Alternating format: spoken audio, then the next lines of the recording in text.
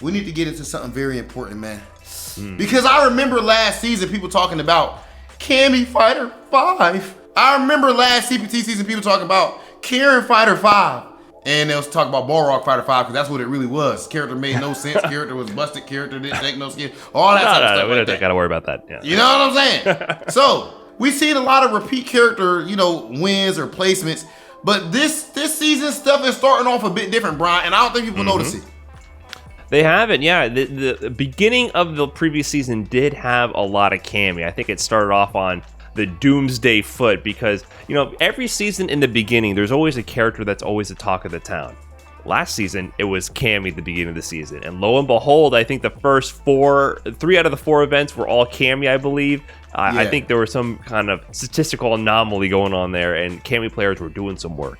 And then this season, we had the future Street Fighter was the talk of the town, Luke, after the definitive balance patch. And lo and behold, our first event winner for the CPT 2022 season people were scared, bro. It was Samurai with Luke. And, in that bracket, there were a few other Luke players doing some work, of course. For some people, I feel like that set the tone where they were concerned that we might not see too much variety. But who was Samurai playing in that grand finals? Filipino man with Rose, who is not a character. I don't think we've seen Rose in any other CPT grand finals up to this point, if I'm not mistaken. But that said, the rest of the matches, the rest of the events so far have gone a little bit different. Yes, we have not seen the same character win a CPT event up to this point. Now, of course, that might seem like, oh, okay, well, yeah, that's pretty good. But not just that. The same character has not even made grand finals yet. There hasn't been one character to make 2 grand finals in any CPT event up to this point. So the matches that we've had so far, we've had in CPT West Coast, we had Samurai versus Filipino man, as you said. We had Luke versus Rose. And then over there in the UK, the Mandem, the big man thing, we had 4 fields with the Falk going up against Problem X. That's a run back of what we saw in the first CPT event last year. And, of course, we had 4 fields taking that one with the Falk. Then we had Mr. Crimson and Kills You going head to head. Another run back from last year. The Dawson versus Karen. And then we had Midwest. Yo, this job is hard, bro. It sucks being a competitor. And I gotta talk about my L. Why you gotta talk about your L, bro? What happened in that one? Did you make grand finals? Listen, that one's the one that should have been the same. We should have had more 2021 Balrog Karen. You know what I'm saying? Back to the good old times of Balrog and Karen. But no, unfortunately, we took some L's that weekend. But it was our guy, Just a Kid, taking it all the way with Jury against Chakotay, who's been one of the most consistent all-mine CPT performers, to be honest. If you really look at his record, US East and Midwest doing extremely well. Rockin' Mika. You couldn't have predicted that necessarily. You can predict El Chakotay, but Mika in a grand finals in CPT in 2022, kind of, not really the character you expect to see in that position. But then moving on to Japan, we had Momochi up against Pugera in the grand finals. Cody versus Balrog and Poison. Pugera is kind of keeping that 2020 meta alive, I feel like, with the Balrog and the Poison. Those are characters you might expect in these positions. And then Cody might be the new face of the 2022 season, but not something you would have called initially, right? When this season kind of unfolded and people were kind of trying to predict where the meta is going, Cody was kind of there in the background, and I think those in the know were like, yo, this character is strong, but it wasn't what the talk of the town was. But yeah, when the seasons unfolded, I think people were predicting a lot of Luke, maybe still Cammy, even though she had some adjustments. Even Karen, I feel like she got some minor adjustments, but people weren't expecting too much. Karen is still amazing. Right, of course. And of course, Poison. To me, the 2 characters I expected to be very prevalent in all these events were Luke and Poison. So we got a taste of both. But far from dominating. I mean, the variety has been through the roof. Sim, Karen, Jury, Mika, Cody, Balrog, Poison. I mean, no repeats. Now, do we expect to see more in the future? We definitely have to have some type of repeats at some point.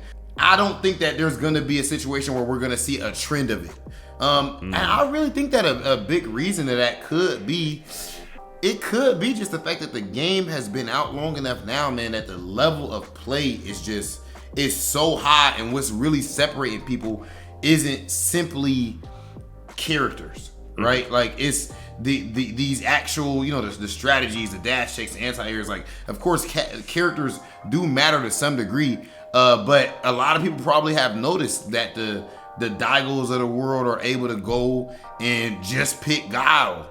Like, I don't know if people have, I think Japan probably does. They always have Guile higher than the rest of the world, but I don't think people really have Guile as like a top 5 character. Like, do you even have Guile as top 10? At the bottom of it, maybe. In the bottom, see? You know what I mean? Like, so if that. But you see him and Higuchi putting in work with God, for example. That's not to say that the character's not good, but in general, we see what Punk does. I mean, we just saw him bust out the Nakali against Adam and really played godlike and almost won after being down 0-2 in that top 8. We're seeing what Kudo is doing with Chun-Li. Not that Chun-Li isn't strong, but my point is just that, last one I even bring up from CEO, Minna with Birdie.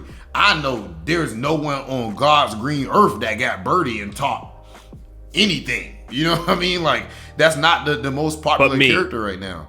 Oh yeah, that's right. You do hate Birdie. I'm a Birdie hater. But me hating Birdie is me respecting Birdie if you really think about it. I agree. He's not the best character, but I do think he's a little underrated. People be talking like he can't play the game. Like he's unplayable. Yeah. Like literally cannot do anything. He just has a few holes in his game plan, which I feel like are very emotionally evoking, But yeah, I agree. He's definitely not a top 15 character at all. He definitely has some tough matchups, which he might not be the best pick in. But yeah, I think another point to make here is I think what we see here with these online CPT regions is we're not seeing the final version of the competitive meta, right? We get to see in kind of these isolated regions that we're all kind of developing our skill sets in, developing our counter picks or strategies for in isolation with smaller regions, right? You're trying to focus on winning in your region. Whatever the best pick is for your region might not be the best pick for another region, right? And that's not to say that the meta is not being pushed like the final version of what it could be.